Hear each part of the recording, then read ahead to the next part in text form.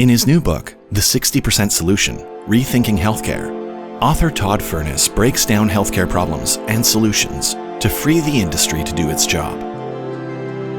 There are 5 major constraints: poor use of primary care, inconsistent accounting and incompatible IT, hidden pricing, restricted health savings accounts, and hyperregulation.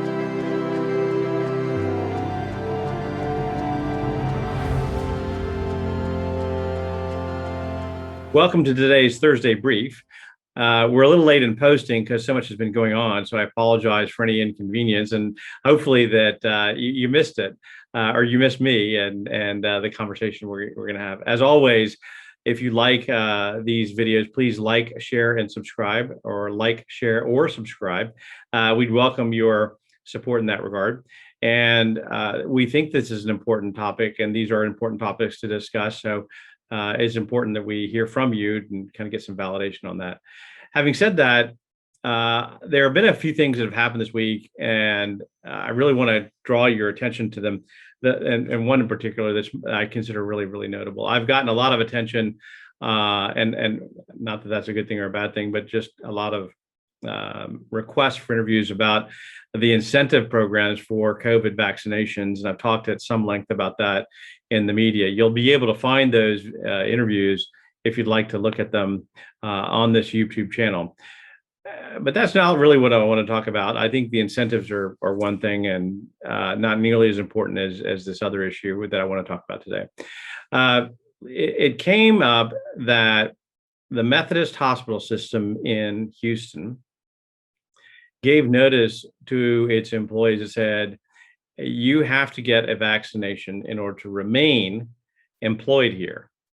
And they suspended a bunch of employees who elected, for one reason or another, not to get a vaccination.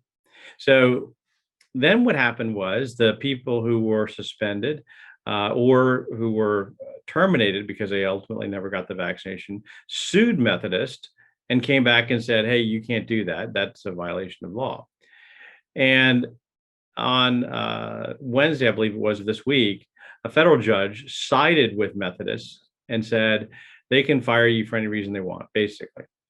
Now, this has a bunch of nuance and complexity in it, and I want to just see if we can take this apart a little bit, because this is not an easy question, an easy response, and I want to make sure that appropriate empathy is given for both sides of this equation, because it's very complicated.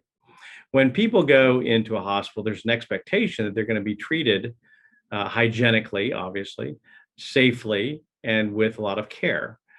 And the hospital administrators are always very concerned about that, as are nurses and doctors. They're all concerned about delivering the highest quality of care that they can. And they follow protocols inside the hospital.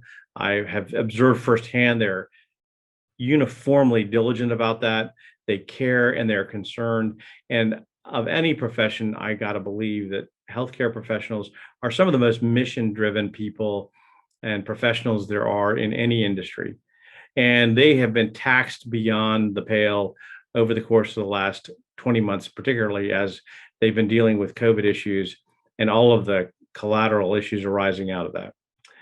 So on that note, we would then bridge to the patient who has, these other expectations that are mirror images of the expectations that the care providers have, but at the same time aligned, right? So while the caregiver wants to deliver hygienic and safe care, the patient wants to receive hygienic and safe care.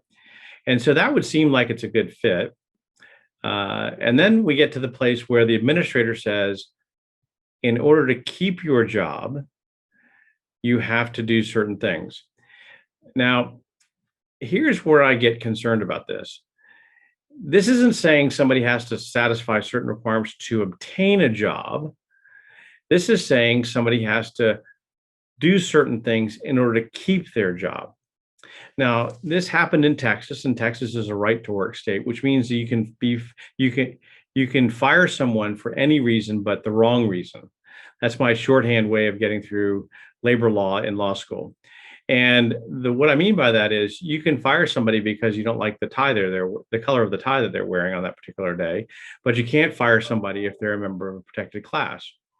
So what the argument was that was made by the employees was going to face a headwind because we start off with the premise of it being a right to work state. But what happened was counsel put forward this really peculiar argument that said that this was forcing employees to be a test subject, tantamount to a guinea pig, which was prohibited under the Nuremberg trials years ago. And I'm using loose language here because that was just an outrageous thing to claim.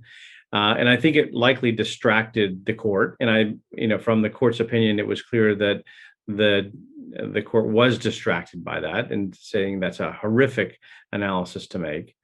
So let's just go back to the basic facts and examine what really happened here, or what the arguments are. The vaccination has been approved for emergency use. It has not gone through all of the other trials that normally a drug would go through in order to get FDA approval. That doesn't make the vaccine good or bad. It means that the vaccine was marshaled through the approval system very rapidly to address a nationwide need in urgent fashion.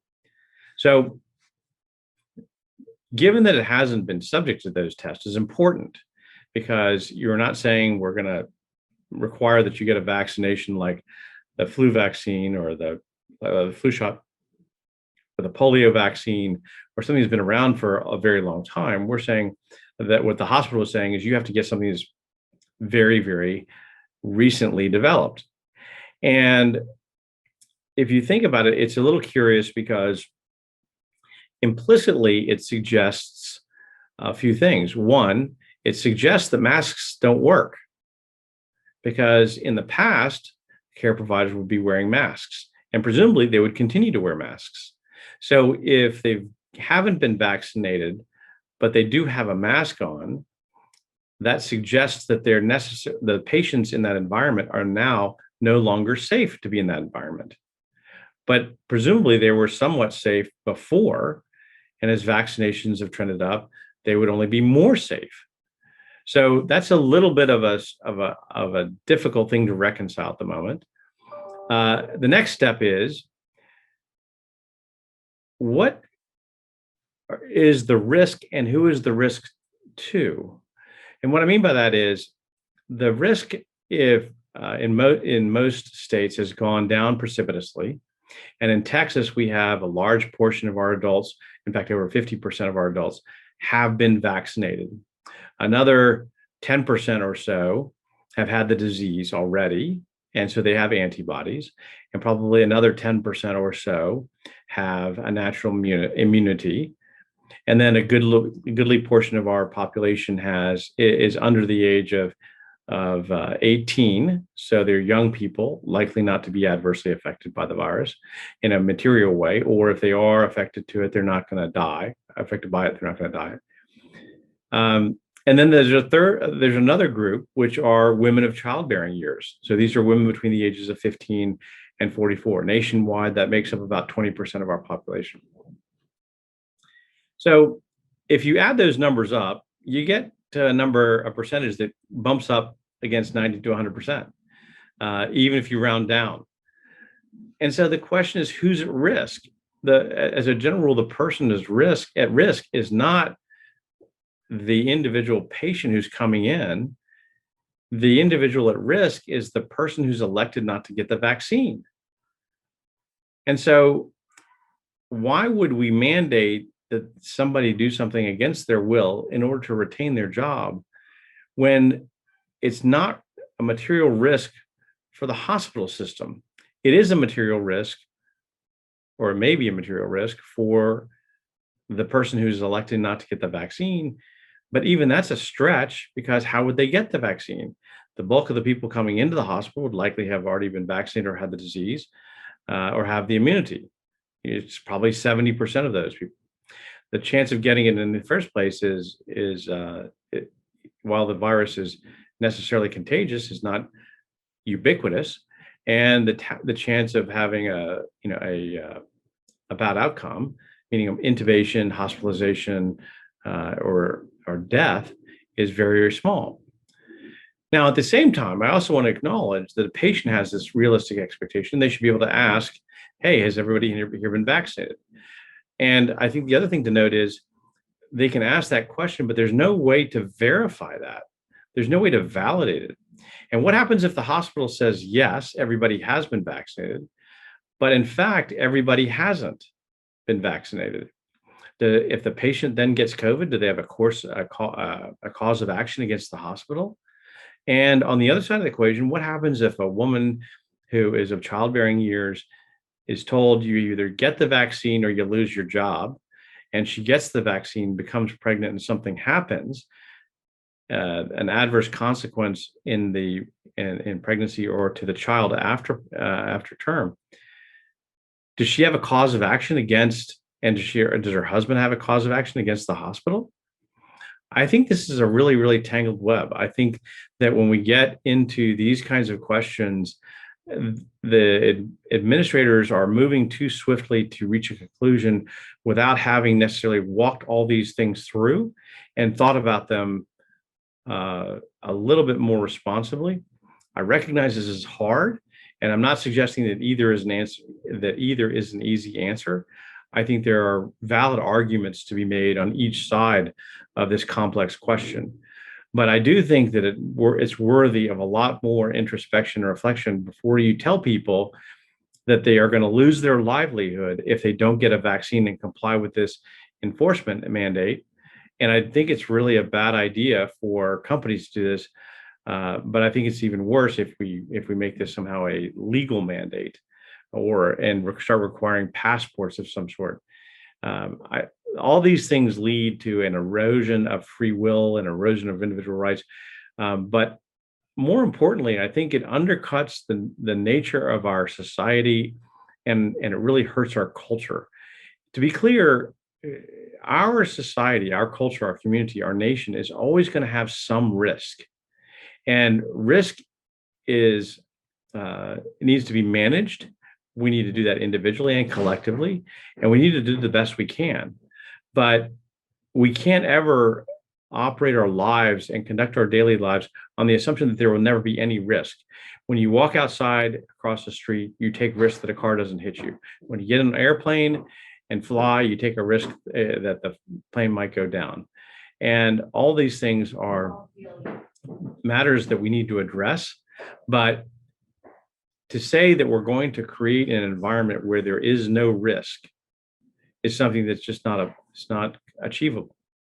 So I hope that this has been helpful, at least in being a little provocative and causing people to think about this a little bit further. Again, I don't think this is an easy question, but the whole goal of Civil Discourse, hosted by Todd Furniss, is to raise these issues and to examine them in a thoughtful way, and to genuinely come out with a good exchange of ideas to answer the questions of our day and of our nation. So with that, I'll thank you for your time today. I'm very grateful for it, and I hope we'll see you again. Thank you.